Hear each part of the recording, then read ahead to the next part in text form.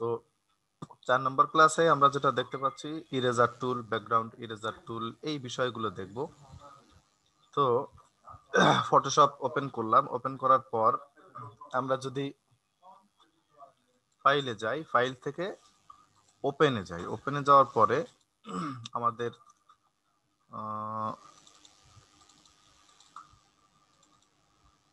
4 number না, এই ছবিটাকে নিয়ে নিতে পারি, অথবা এটাই হতে পারে, সমস্যা নেই। ছবিটা নিলাম। এই ছবিটা নেওয়ার পরে অবশ্যই যে কোনো ধরনের ডকুমেন্ট নেওয়ার পরে আনলক করে নিতে হয়। আনলক করে নিলাম। এবার যদি আমরা ইরেজার টুলটা সিলেক্ট করে জাস্ট একটা ক্লিক করে এভাবে ড্র্যাগ করি, তাহলে কি হচ্ছে, মুছে যাচ্ছে। ইরেজার টুলের কাজই হচ্ছে মুছে ফেলা। রাবার যেটা বা ইরেজার যেটা, সেটা স্বাভাবিকভাবে মুছে ফেলে, আমরা জানি। তো এটাও আমাদের মুছে গেল। ওকে, এটার কাজ জাস্ট এতটুকুই।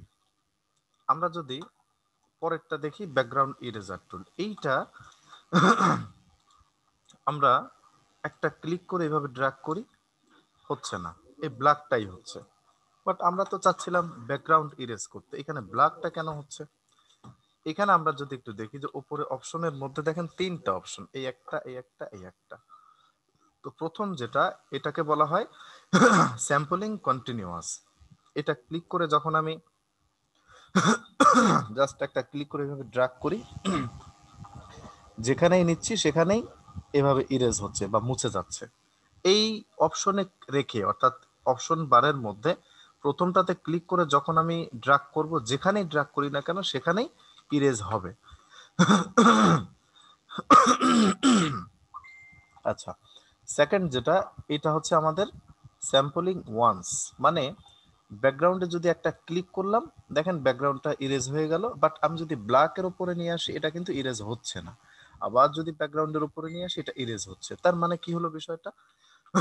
এখানে যেটা হলো, আমি যে কালারের উপরে একটা ক্লিক করব, সেই কালারটাকেই কপি করে নিচ্ছে এই মাউসের কাটসার যেটা, সেটা এই রাউন্ড যেটা, এটা কিন্তু এই ব্যাকগ্রাউন্ড কালারটাকে কপি করে নিল, এবং এইটাই শুধুমাত্র ইরেজ করবে, এই ব্ল্যাকটা ইরেজ করবে না। আবার যখন আমি ব্ল্যাকের উপর একটা ক্লিক করব, শুধুমাত্র ব্ল্যাকটাই ইরেজ করবে, পেছনের অন্য কোনো কিছুই ইরেজ করবে না। ওকে, আমরা যদি পরেরটা দেখি, পরেরটা হচ্ছে আমাদের sampling background swatch. Background swatch যদি আমরা সিলেক্ট করে দেই, দেখেন এবার যদি আমি ক্লিক করে ড্র্যাগ করি, কোনোটাই কিন্তু ডিলিট হচ্ছে না, শুধুমাত্র ব্ল্যাকটাই হচ্ছে। এখানে কেন ব্ল্যাকটা হচ্ছে? এখানে ব্যাকগ্রাউন্ড কালার এবং ফরগ্রাউন্ড কালার নামে দুটো অপশন আছে। তো ফরগ্রাউন্ড কালার থাকুক আপাতত, ব্যাকগ্রাউন্ড কালারটা যদি আমি ইয়েলো কালারটা দিয়ে দিই, এবার যদি আমি ক্লিক করে ড্র্যাগ করি, কোনোভাবেই কোনোটাই ইরেজ হচ্ছে না। বাট আমি যদি ব্যাকগ্রাউন্ড কালারটা এই কালারটা নিয়ে ওকে করে দেই, এবার যদি ক্লিক করে ড্র্যাগ করি, এই যে দেখা যাচ্ছে ইরেজ হয়ে যাচ্ছে। তার মানে আমার এই ব্যাকগ্রাউন্ডের মধ্যে যে কালারটা থাকবে, ঠিক ওই কালারটাই হচ্ছে শুধুমাত্র ডিলিট হবে বা ইরেজ হবে। আমি যদি এখানে অর্থাৎ ব্যাকগ্রাউন্ডে ব্ল্যাক কালারটা সিলেক্ট করে দেই, এবার দেখেন ব্যাকগ্রাউন্ডের এটা কিন্তু ডিলিট হচ্ছে না, ব্ল্যাকটাই শুধুমাত্র ইরেজ হচ্ছে বা ডিলিট হচ্ছে, এইভাবে। ওকে, তাহলে আমি ব্যাকগ্রাউন্ডে যেটা রাখবো ঠিক ওটাই ডিলিট হয়ে যাবে, এটা নিশ্চয়ই আমরা বুঝতে পেরেছি। আচ্ছা, পরেরটা হচ্ছে আমার, আবারও ব্যাকে চলে যাই আমি, প্রয়োজনে এটাকে আমি একটু ডিলিট করে দেই, ডিলিট করে দিয়ে আবারও ফাইল থেকে ওপেনে যে এই ছবিটাকে নিয়ে নিই। ওকে, দেখেন এখানে ম্যাজিক ইরেজার টুলটাকে আমরা সিলেক্ট করতে পারি। সিলেক্ট করার পরে এখানেও ম্যাজিকের মতো কাজ করবে। কিরকম? জাস্ট আমি যদি একটা ক্লিক করি, দেখেন ব্যাকগ্রাউন্ডটা টোটালি ইরেজ হয়ে যাচ্ছে এক ক্লিকের মাধ্যমে। আবার আমি যদি এখানে ব্ল্যাকের উপরে একটা ক্লিক করি, ব্ল্যাকটা একটা ক্লিকের মাধ্যমেই ইরেজ হয়ে গেল। এটা হচ্ছে ম্যাজিক ইরেজার টুল। আচ্ছা, আমরা নেক্সট একটু দেখবো। নেক্সট হচ্ছে ডস টুল, বার্ন টুল, এই বিষয়গুলো একটু দেখবো। ডস টুলটা কি? ডস টুল হচ্ছে, আমরা ওটা দেখার জন্য ওপেনে যাই, ওপেন থেকে যদি এটাকে সিলেক্ট করি, সিলেক্ট করার পরে ওপেন দিয়ে দেই, এই ছবিগুলো একটু জুম করে নিলাম। ওকে, জুম করে নেওয়ার পরে এই অংশটা আমরা যদি একটু দেখি, কন্ট্রোল জে দিয়ে একটু ডুপ্লিকেট করে নিলাম, কন্ট্রোল জে দিয়ে ডুপ্লিকেট করে একটা ছবি বা একটা চোখ বন্ধ করে দিলাম, আর একটা চোখ ওপেন রয়েছে, এটার কাজ আমরা দেখব। এটা হচ্ছে ডস টুল। ডস টুলটা একটা ক্লিক করে সিলেক্ট করলাম। সিলেক্ট করার পরে ওকে, দেখেন এখানে ডস টুলটা ওপেন করার পরে আমার উপরে রেঞ্জের মধ্যে আমরা দেখতে পাচ্ছি এখানে প্রথমে শ্যাডো, শ্যাডোটা যখন সিলেক্ট করে দিলাম, এবার হালকা করে আমি যদি এই ব্ল্যাকের উপর একটা ক্লিক করে ড্র্যাগ করি, এটা সাদা হয়ে যাচ্ছে। ওকে, পরেরটা হচ্ছে আমার মিড টোজ, মানে আরেকটু বেশি হবে, এই যে আরেকটু বেশি হচ্ছে। আবার পরের যেটা দেখতে পাচ্ছি হাইলাইটস, এটা হচ্ছে অনেক বেশি হবে, ফাস্ট, অনেক অনেক ব্ল্যাক অংশ একটু লাইট করে দিবে দ্রুত। আচ্ছা, আবার আমরা যদি পরেরটা দেখি বার্ন টুল, বার্ন টুলটা হচ্ছে আবার উল্টো, অর্থাৎ এখানে শ্যাডোজ দেখতে পাচ্ছি, শ্যাডোস এর মধ্যে এই যে একটু শ্যাডো করে দিবে, লাইট গুলোকে শ্যাডো করে দিবে। মিড টোনস যেটা, এটাও আরেকটু ডিপ করে দিবে এইভাবে, এই যে। আবার পরের যেটা হাইলাইটস, এটাও অনেক দ্রুতই ডিপ করে ফেলবে এইভাবে। মানে এগুলো বলা যায় সিমিলার টাইপের। আবার স্পঞ্জ টুলটা কি? স্পঞ্জ টুল হচ্ছে ডিস্যাচুরেট, যদি আমরা দেখি এটা হচ্ছে একটু ডিপ করে ফেলবে, এই যে ডিপ করে ফেলছে, একটু ডিপ করে ফেলছে। ওকে, আবার এখানে দেখা যাচ্ছে যে স্যাচুরেট, স্যাচুরেটটা হচ্ছে একটু লাইট করে ফেলবে। এগুলো জাস্ট আমরা একটা একটা করে ক্লিক করে ড্র্যাগ করব, তাহলে দেখবেন রেজাল্ট গুলো বুঝতে পারবেন। আচ্ছা, পরেরটা কি? পরেরটা হচ্ছে ব্লার টুল। ব্লার টুল দেখতে চাইলে ফাইল থেকে ওপেন, ওপেনে যে আমরা একটা ছবি নিয়ে নিই। ওকে, এই ছবিটা নিয়ে নিলাম। ছবিটা নেওয়ার পরে আমরা যদি জাস্ট এখান থেকে এটাকে আনলক করে দিই, আনলক করে দেওয়ার পরে এটা একটা এরিয়া নিয়ে নিতে পারি, এইভাবে এইভাবে একটা এরিয়া নিয়ে নিলাম। দেন সিলেক্ট থেকে ইনভার্স করব। সিলেক্ট থেকে ইনভার্স করি, ইনভার্স করলে কি হচ্ছে দেখেন এখানে চারপাশে সিলেকশন তৈরি হয়ে গেল, আই মিন এটা উল্টে গেল, উল্টে যে এই চারপাশের অপশনগুলো এখন কাজ হবে, আর মাঝখানের এতটুকু আমরা কাজ করতে পারবো না।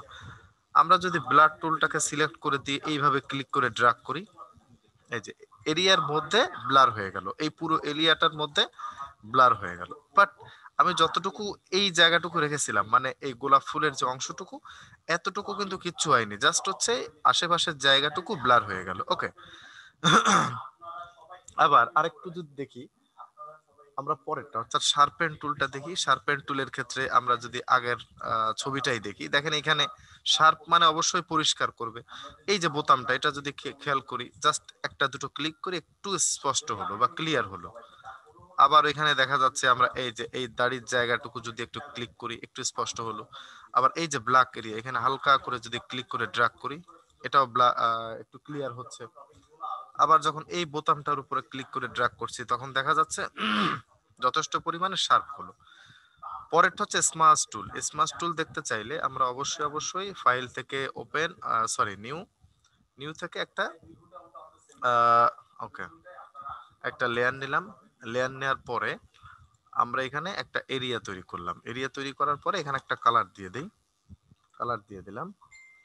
দেন আমরা আরো একটা এরিয়া তৈরি করলাম, এরিয়া তৈরি করার পরে আরো একটা কালার দিয়ে দিলাম। এই দুটো কালার আমরা যদি স্মাশ টুলের মাধ্যমে এইভাবে ফিক্সড করতে চাই, এই যে দুটো কালার দেখেন অ্যাডজাস্ট করে ফেললাম, মিক্সড করে ফেললাম। জাস্ট এটাই হচ্ছে আমাদের স্মাশ টুল, এতটুকু। ওকে, যদিও এই টুলের কাজ আসলে খুব বেশি একটা প্রয়োজন হয় না, আমরা দেখে নিলাম। ওকে, আমরা যদি পরেরটা একটু দেখি গ্রাডিয়েন্ট টুল। গ্রাডিয়েন্ট টুলটা কি? গ্রাডিয়েন্ট টুলটা হচ্ছে আমরা দেখতে চাইলে আমরা একটা এরিয়া, একটা লেয়ার নিয়ে নিই। লেয়ারটা নেওয়ার পরে দেখেন এইখানে এই যে গ্রাডিয়েন্ট টুল, এটা সিলেক্ট করলাম, মানে একের অধিক কালার, একের অধিক কালারের সংমিশ্রণে একটা ব্যাকগ্রাউন্ড তৈরি হয় বা একটা এলিমেন্ট তৈরি হয়, এটাই হচ্ছে আমাদের গ্রাডিয়েন্ট টুল। আচ্ছা, নেক্সট আমরা যেটা করব, এই জায়গাটাতে একটা ক্লিক করব। দেখেন এখানে অনেকগুলো কালার দেখা যাচ্ছে, যেমন এই একটা আছে, এখানে চেঞ্জ হয়ে যাচ্ছে, এটাতে ক্লিক করলাম, এখানে চেঞ্জ হয়ে যাচ্ছে। দেন ওকে, এবং একটা ক্লিক করে এইভাবে ড্র্যাগ করি, এই যে একটা গ্রাডিয়েন্ট তৈরি হলো। এখন এইখানে এই একটা এগুলো কি? এগুলো হচ্ছে গ্রাডিয়েন্টের স্টাইল। যেমন প্রথমটাকে বলা হয় লিনিয়ার, পরেরটাকে হচ্ছে রেডিয়াল। জাস্ট একটা ক্লিক করি, এই যে দেখেন মাঝখানে একটা রাউন্ড দেখা যাচ্ছে, চারপাশে আরো একটা কালার দেখা যাচ্ছে। পরেরটা হচ্ছে আমার অ্যাঙ্গেল। অ্যাঙ্গেল হচ্ছে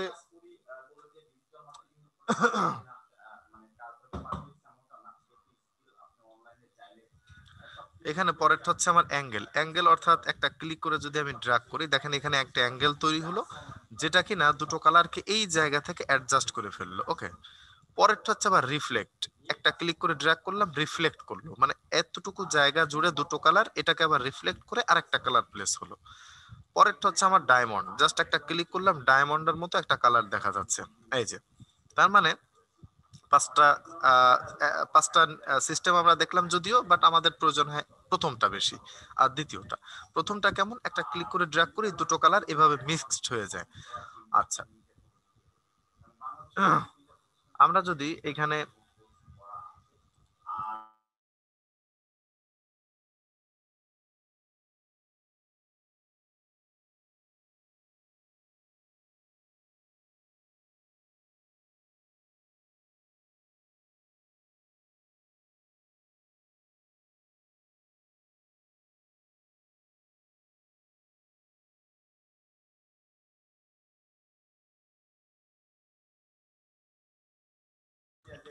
ওকে, তো এখানে দেখেন একের অধিক কালার আমরা যদি নিতে চাই, সেই ক্ষেত্রে কি করতে পারি, জাস্ট এখানে একটা ক্লিক করব, এই জায়গাটায় ক্লিক করলে একটা অপশন তৈরি হলো, এখানে একটা ক্লিক করলাম, আবার একটা অপশন তৈরি হলো, এই আইকনের উপরে ডাবল ক্লিক করলাম, এখান থেকে কালারটা আমরা চেঞ্জ করে দিতে পারি, আবার এখান থেকে আমরা কালারটা চেঞ্জ করে দিতে পারি এইভাবে। ওকে, তারপর এখান থেকে কালারটা চেঞ্জ করে দিতে পারি ঠিক এইভাবে। এইভাবে কালারটা চেঞ্জ করে যখন আমরা ওকে করব, অনেকগুলো কালার ফিক্সড হয়ে গেল, এবং একটা ক্লিক করে এইভাবে ড্র্যাগ করি, এই যে এতগুলো কালার এখানে ফিক্সড হলো। এটা হচ্ছে আমাদের গ্রাডিয়েন্ট কালার। আচ্ছা, নেক্সট আমরা যদি যাই গ্রাডিয়েন্ট নিয়ে এভাবে প্র্যাকটিস করি, দেন যদি কোথাও প্রবলেম হয় আগামী ক্লাসে বলবেন, অবশ্যই অবশ্যই দেখিয়ে দিব। আচ্ছা, নেক্সট হচ্ছে পেইন বাকেট টুল। পেইন বাকেট টুলটা হচ্ছে দেখেন গ্রাডিয়েন্টের নিচে একটা কালার। এটা কি, এটা হচ্ছে আমাদের, আমি যদি একটা লেয়ার নেই, লেয়ার নেওয়ার পরে এইভাবে একটা এরিয়া তৈরি করলাম, পেইন বাকেট টুলে আমি সিলেক্ট করলাম, দেন একটা ক্লিক করি, ফরগ্রাউন্ডে যে কালারটা থাকে সেই কালারটাই এখানে প্লেস হয়। আমি যদি ফরগ্রাউন্ডের কালারটা চেঞ্জ করে দিই, লাল দিয়ে দেই, দেন একটা ক্লিক করলাম, লালটা ফিক্সড হয়ে গেল। এটা হচ্ছে আমাদের পেইন বাকেট টুল। যদিও পেইন বাকেট টুলের খুব বেশি একটা প্রয়োজন হয় না, জাস্ট তারপরেও আমরা এটা শিখে নিলাম। এবার যদি আমরা দেখি এখানে আমাদের রয়েছে হচ্ছে Bangla type in Photoshop. Bangla টাইপটা কি, বাংলা টাইপ হচ্ছে আমরা ফটোশপে অবশ্যই লেখালেখি করব, তো লেখালেখি যেহেতু করতে হবে, সুতরাং আমাদের সব সময় ইংরেজি না, মাঝে মাঝে বাংলায় প্রয়োজন হয়। তো যারা আমরা বিজয়তে টাইপ করতে পারি তারা অবশ্যই খুব ইজিলি লিখতে পারবো, আর যারা অভ্র দিয়ে লিখতে হবে বা অভ্র দিয়ে লিখতে পারি তারা বিজয়তে টাইপ করতে পারবো, জাস্ট হচ্ছে কনভার্ট করে নিতে হবে। কিভাবে কনভার্ট করব, আমি এই অব্র যে সফটওয়্যার এটাতে একটু চলে যাই, দেখেন যখনই চলে গেলাম, এই যে সেটিংস একটা অপশন, সেটিংসে ক্লিক করি, 4 নম্বর অপশন হচ্ছে ইউনিক টু বিজয় টেক্সট কনভার্টার, জাস্ট একটা ক্লিক করলাম। এখানে আমি লিখবো, বাংলাটা লিখি প্রথমে, আমি যদি লিখি আমার সোনার বাংলা, আমি এটা লিখলাম, লেখার পরে দেখেন নিচে কনভার্ট টু বিজয় এনকোডিং, একটা ক্লিক করলাম, এই যে টেক্সট এটা হচ্ছে আমার মূলত বিজয়, বিজয়তে আমি কনভার্ট করে নিলাম। যারা বিজয় পারি না তাদের জন্য হচ্ছে এই অল্টারনেটিভ চিন্তা, বা এটা আপনারা চাইলে করতে পারেন এইভাবে। টেক্সট টুলে ক্লিক করলাম, দেন এখানে একটা ক্লিক করলাম, অর্থাৎ আর্টবোর্ডের উপরে যারা পারি এভাবে টেক্সট টুল সিলেক্ট করে বিজয় লিখলেই এখানে প্লেস হয়ে যাবে। জাস্ট আমি ওটা কপি করেছিলাম, এটাকে পেস্ট করে দিয়ে সাইজটা একটু বড় করে দেই এখান থেকে, এই যে বড় করে দিলাম। এটা হচ্ছে আমাদের বিজয়, কিন্তু এখানে আমাকে ফন্টও সিলেক্ট করতে হবে। আমি সুতনি ফন্টটা সিলেক্ট করতে পারি, সুতনি সিলেক্ট করে দিলাম। এই যে, এই যে দেখতে পাচ্ছি, এইটা হচ্ছে আমাদের বাংলা লেখা। খুব সহজে আমরা বাংলা লিখতে পারলাম। ওকে, তো আমাদের ক্লাস আজকে খুব বেশি একটা ছিল না, যদিও খুব শর্ট ছিল। আর প্রবলেম সলভ আমরা চাইলে করতে পারি যদি বিগত দিনের কোনো প্রবলেম থেকে থাকে। ওকে, তবে মেইন ক্লাস যেটা ছিল সেটা আজকে শেষ, কারণ হচ্ছে আমি বলেছিলাম যে আমাদের প্রথম দুটো তিনটে ক্লাস অনেক বেশি বেশি থাকবে, কারণ একেবারে প্রাথমিক বিষয় তো, ওগুলো ছোট ছোট বিষয়, যদিও মনে হতে পারে অনেক কিছু দেখা যাচ্ছে, বাট আসলে এতগুলো কিন্তু টুলস না, টুলস দেখেছি অল্প কয়েকটা, আর এগুলো ছিল আমাদের একেবারে বেসিক। তো ছোট ছোট বিষয়, আর নতুন যারা তাদের কাছে বিষয়টা অনেক কঠিন মনে হতে পারে, বাট যদি প্র্যাকটিস করে থাকি আশা করি এখন সমাধান হয়েছে। আর যদি না হয় তো আজকে আমরা সমাধান করব, আর প্রবলেম সলভের জন্যই মূলত এই জায়গাটুকুকে শর্ট করা হয়েছে। ওকে, আচ্ছা।